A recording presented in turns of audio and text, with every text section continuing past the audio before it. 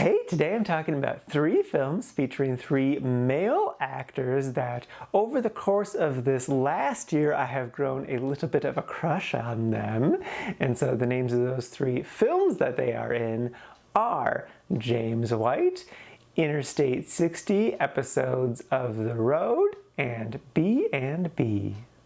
First up is James White. This is a 2015 film starring Christopher Abbott.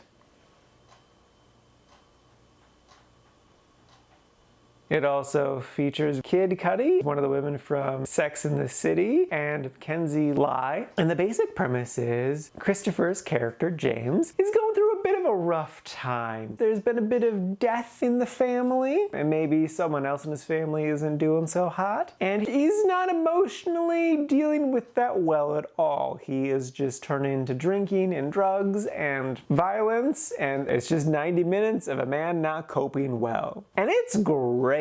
Christopher does a great job as always. There's no surprise there. Kid Cudi was also really good. This is actually my 3rd one of his this year, and I've enjoyed seeing more of his acting stuff. He's pretty solid. Ron Livingston's also in this. What really stood out to me in this movie was the cinematography, because they did a really good job of it's just James's perspective for the entire thing. So a lot of the movie are these really tight close-up shots on just his face, so you can really just experience his emotions. And they also do a lot of one takes, not very showy one takes. It's just kind of the camera just keeps rolling as the emotion keeps happening, because the actors do such a good job of just radiating their emotions. I would definitely recommend it, though I don't think it's a movie for everyone necessarily, because it is a little slower and a little quieter, but I think it's still an accessible movie, that it's almost an art house movie, but it's an introduction to art house movies basically, because I think the pacing and energy is still fast enough or intense enough that kind of anyone can handle it. But if you're a person who is currently going through some grieving, you might want to steer clear of this one because it might be a bit triggering for you. But it is definitely a really good movie that I do recommend. Next up is Interstate 60, Episodes of the Road. This is a 2002 direct-to-DVD film starring James Marsden. It also has Gary Oldman and a whole bunch of legit really good actors. It was written and directed by the writer of Back to the Future, and this movie is so weird. So the basic premise is Gary Oldman plays a half leprechaun, half Native American wish granter person, and he's definitely a djinn in that he'll grant your wish however he feels like it. So he might be very nice or he might be an asshole. It's up for him to decide. And so James wishes for his life to be better, and so to get that betterment he goes on a cross-country road trip on a fictional interstate. And this movie's so interesting because I think my buddy Josh kind of explained it the best, because I asked him to watch it because I wasn't sure how I felt about it after I was done. I'm this was such an experience, but what was it? And so I asked him to watch it, and he watched it, and he said had he watched this when this came out in 2002, he probably would have loved it. Its quirkiness, and then it talks about so many, I don't know, high ideas, just kind of crazy out there ideas. It has a lot of discussion about what the movie is, or what the rules of the universe are, which I both applaud the movie for, but also it's not the best writing, so it's a whole thing. So yeah, he said he saw it in 2002, he would have loved it, but watching it now, it's just kind of fine. And I think I agree with that it is an interesting movie with a lot of interesting ideas and stories. It's very, very episodic, but looking at this in 2022, it's just kind of fine. So yeah, I ended up putting this in the liked. It's fine. It's alright. Would I recommend it? I think this could be a fun movie if you're drinking or high, especially if you're with friends. Just because it's not bad. It's just not amazing. It's fine. It's good. So the intoxicants could help elevate the movie a little bit. Plus James Marsden is fun to look at, so yeah.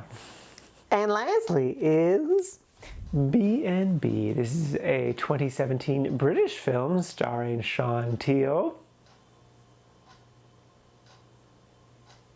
And the basic premise is Sean and this other guy play this gay couple who a year ago sued this B&B because they didn't offer them a single bed on the basis of Christianity, I guess. And they won the lawsuit, so now they're back to rub it in their face. So this is like a thriller mystery film, and it's okay. Really, this film has an issue that's more common in the sci-fi genre, in that they have an idea that's interesting enough, but then they just stretched it out to 90 minutes because they needed to make it a feature film, and it just doesn't work that long. It's too thin. This would have been a really great short film, like a good solid 20 minutes. This would have been a lot of fun. But as whatever the actual runtime is, they just repeat the same ideas over and over again. Like they just bash you over the head with like, the husband is this very confident gay guy who's like, you can't take away our rights. Yeah. And the Christian B&B owner's like, I'm Christian and I don't like you. And that's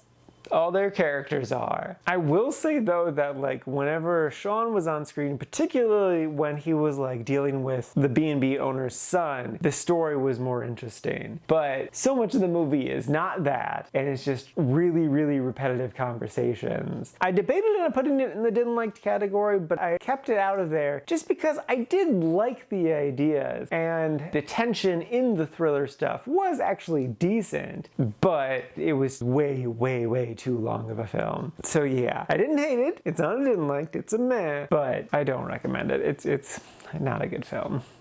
Alrighty, now for today's rankings. First up, we got James White sitting at number 70 in the really liked category. And then after that, a bit of a ways down, is Interstate 60, Episodes of the Road, sitting at number 176 in the liked category. And then bringing up the rear, rightfully so, is B&B, sitting at number 236 in the meh category. And this is out of a total of 279 old movies so far this year.